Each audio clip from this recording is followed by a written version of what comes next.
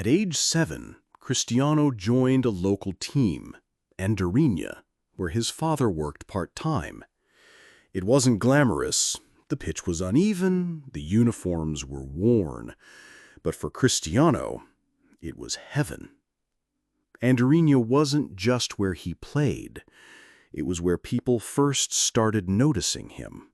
His speed, his footwork, his relentless energy. But not everyone was impressed. Some said he was too small to make it big, that he lacked the strength to survive in the rough world of professional football. Cristiano didn't argue. He simply decided to prove them wrong. By the time he was 10, Cristiano moved to a bigger local club, Nacional. There his talent began to shine even brighter. He dominated games, often scoring multiple goals, dribbling past players twice his size. But his ambitions didn't stop at Madeira. He wanted the mainland. He wanted Portugal. He wanted the world. And that's when Sporting CP came calling.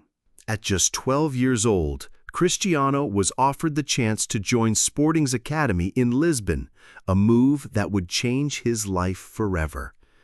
But there was a price. It meant leaving his family, leaving Madeira, leaving behind everything he knew. Imagine it, a 12-year-old boy alone in a big city, living in dormitories with older players, training every single day, chasing a dream that was still miles away. He cried at night from homesickness. He missed his mother's cooking. He missed the sea air of Madeira. But he never once thought of quitting. And here's another hidden fact.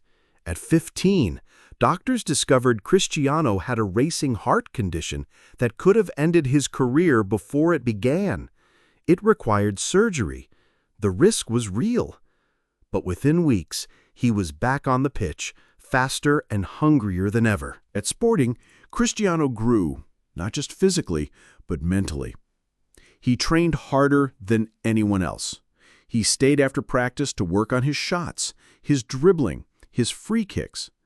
Teammates would leave the field exhausted, and he'd still be running drills.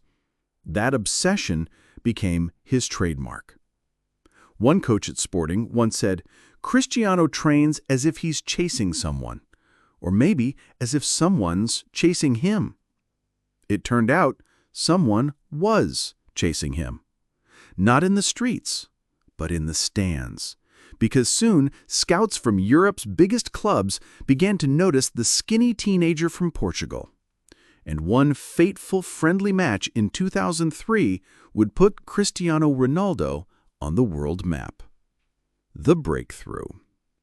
It was August 2003. Sporting Lisbon's José Alvalade Stadium gleamed under the nightlights. They were playing a friendly against Manchester United, a warm-up match before the season. For most players, it was just another pre-season game. For Cristiano Ronaldo, it was a stage, a chance, a moment that could change everything. From the first whistle, he attacked. He spun past defenders like they were ghosts, step over after step over, a flash of boots, a blur of legs. He was everywhere, cutting inside, sprinting down the wing, delivering crosses that curved like they'd been drawn by an artist's hand.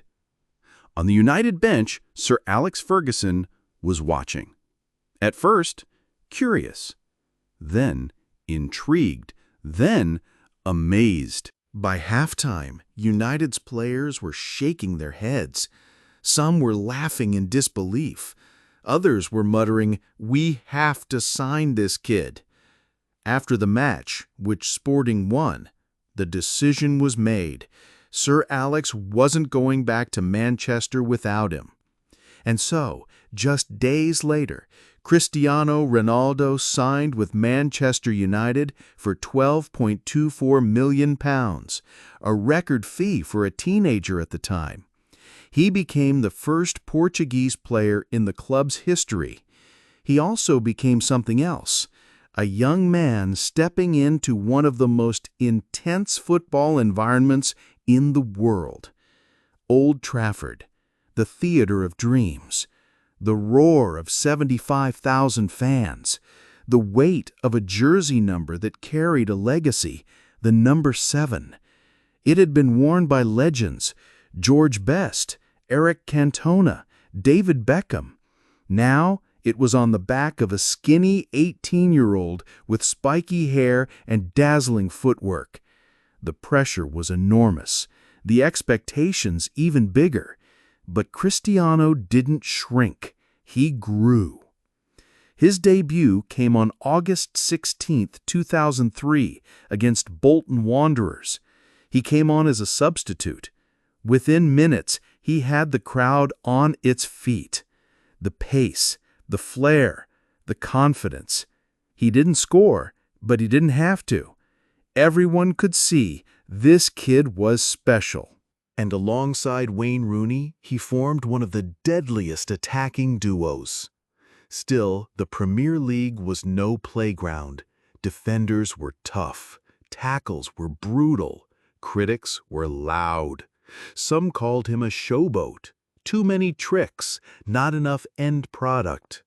But Cristiano didn't argue. He just trained. Harder than anyone. First in the gym, last off the pitch. Every weakness he worked on until it became a strength.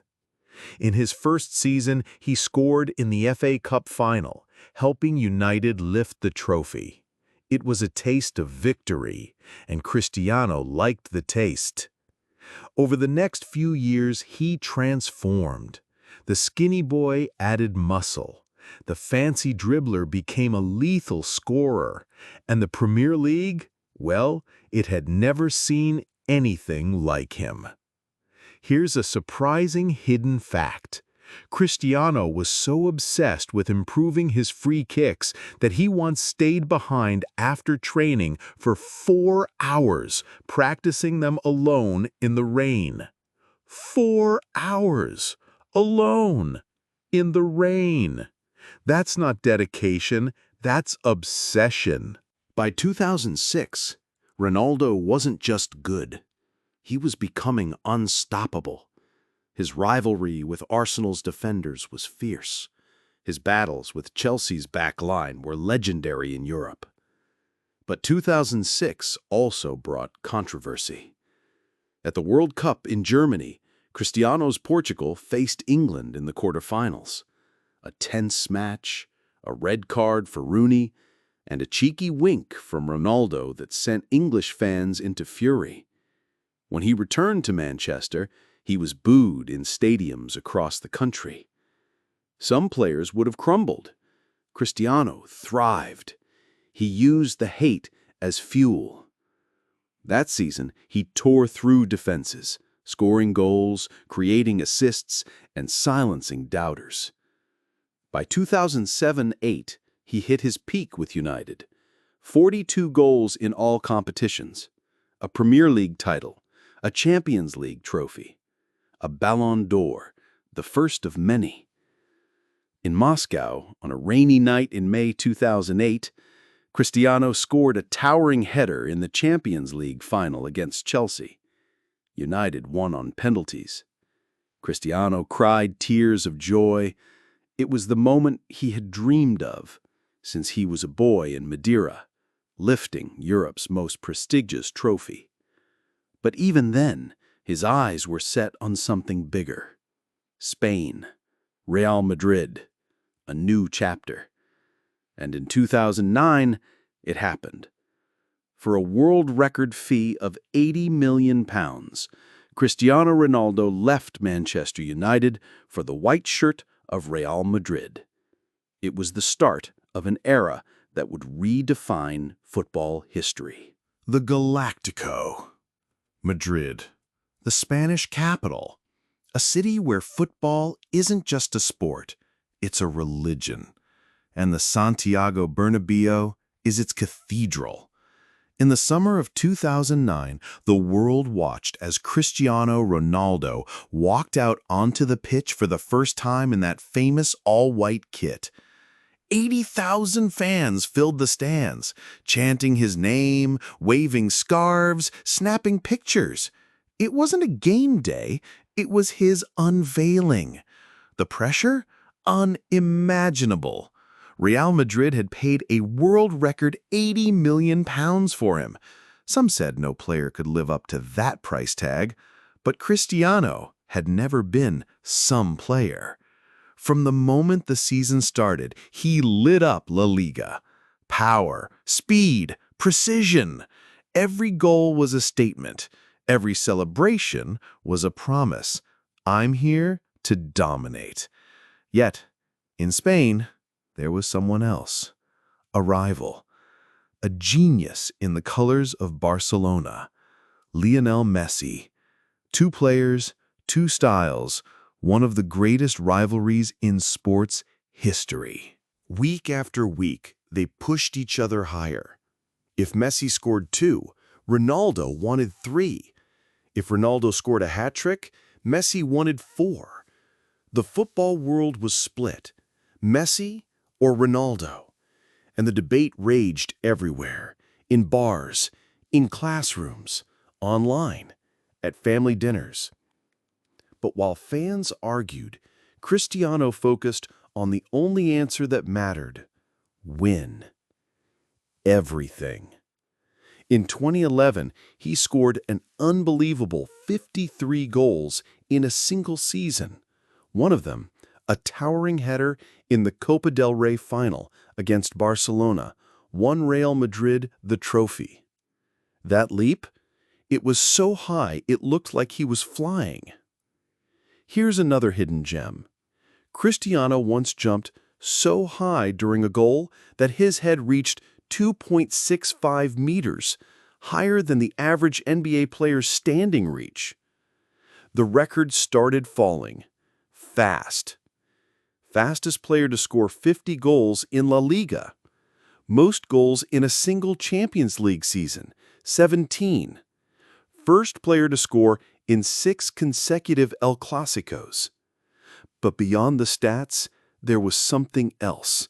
Something you could feel when he played. That burning will to win. That refusal to accept defeat.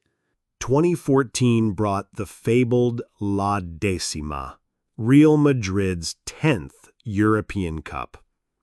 In the Champions League final against Atletico Madrid, Ronaldo scored the last goal in a 4-1 win. He tore off his shirt, flexed, and roared to the sky. That image became iconic. By then, Cristiano had won 2 Ballon d'Ors at Madrid. But he wasn't finished. He was never finished.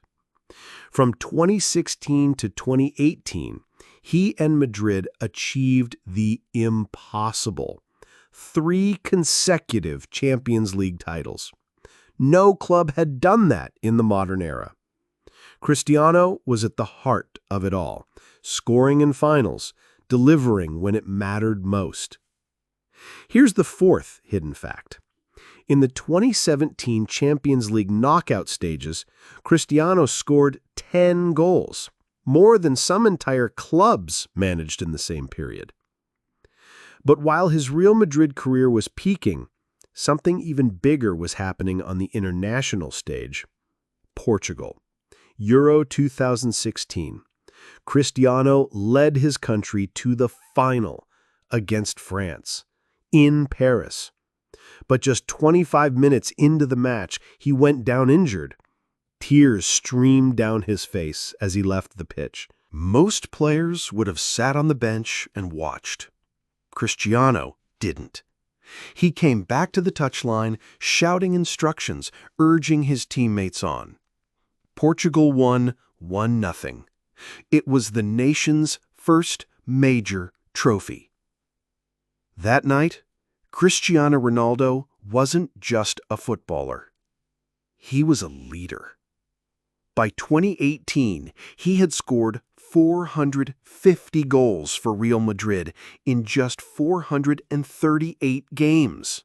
Yes, more goals than matches played. But even legends know when it's time for a new challenge. And so, after 9 unforgettable seasons, Cristiano Ronaldo said goodbye to Madrid. He was off to Italy, to Juventus. The Italian chapter. Turin, nestled in the north of Italy, surrounded by the Alps, home to Juventus, the old lady of Italian football. A club with a winning tradition, a club that wanted one thing above all else: Champions League glory. Italy's Serie A was different. Tougher defenses, slower tempo, more tactical battles. Some doubted whether Ronaldo could adapt. He answered in the only way he knew how: goals. From his very first season, he was decisive. Goals against AC Milan, goals against Inter, and then the night that defined his Juventus career, March 12, 2019. Champions League, round of 16, Juventus versus Atletico Madrid. First leg, Juventus had lost 2-0. They needed a miracle. That night, Ronaldo became the miracle. A hat-trick, 3 goals, each one a dagger to Atletico's dreams. When the third went in, he stood in front of the roaring crowd and spread his arms wide, as if to say, "This is why I'm here." Hidden gem number 5. Ronaldo is the only player in history to score a hat-trick in the Champions League for both Manchester United and Juventus. He led Juventus to 2 Serie A titles, scored stunning bicycle kicks, and set new benchmarks for fitness even in his mid-30s. But the Champions League trophy, the one Juventus craved, remained out of reach. Then came 2021. Rumors started swirling. Whispers of a return. Could it be? Would he really go back home? The answer came in August. After 12 years away, Cristiano Ronaldo was going back to Manchester United, the club where it all began for him on the world stage. When the news broke, United fans lost their minds. Tickets sold out in minutes. Shirts flew off the shelves. Old Trafford was buzzing like it hadn't in years. His second debut? Perfect. 2 goals against Newcastle. The roar of the crowd when he scored was deafening. It was as if time had rewound, and the young, fearless Ronaldo was back. But football isn't just about nostalgia. It's about results. And while Ronaldo scored 24 goals in the season, United struggled. Manager changes, internal drama, and an unstable squad meant trophies stayed out of reach. The following year brought even more turbulence. Public interviews, criticism of the club's direction, and finally, a mutual parting of ways. It was the end of his Premier League story. But Cristiano wasn't done. Not even close. Late 2022, he shocked the football world again, signing for Nassr in Saudi Arabia. Some called it the end of an era. Cristiano saw it differently. A new challenge. A chance to grow the game in a new part of the world. Even there, he scored, celebrated, and inspired. Because for him, it's never been about the league, the stadium, or the opposition. It's always been about one thing: the love of the game. Today, Cristiano Ronaldo stands with more than 850 career goals, 5 Ballon d'Ors, multiple league titles in England, Spain, and Italy, European and Nations League trophies with Portugal, records that may never be broken. And yet, if you ask him, he'll tell you he's still hungry, still chasing more, still writing his story. Cristiano Ronaldo's life is proof that greatness isn't given, it's earned. Every single day. And maybe that's why his journey doesn't feel like it's ending. It feels like it's still in motion. So the next time you see him step onto the pitch, whether in Europe, Asia, or anywhere in between, remember this. You're not just watching a player. You're watching a phenomenon. A man who turned dreams into goals, and goals into history. If this story moved you, made you smile, or gave you goosebumps, share it. Tell someone about it. And if you want more journeys like this, you know what to do. Like, comment, subscribe, because there are still more stories to tell.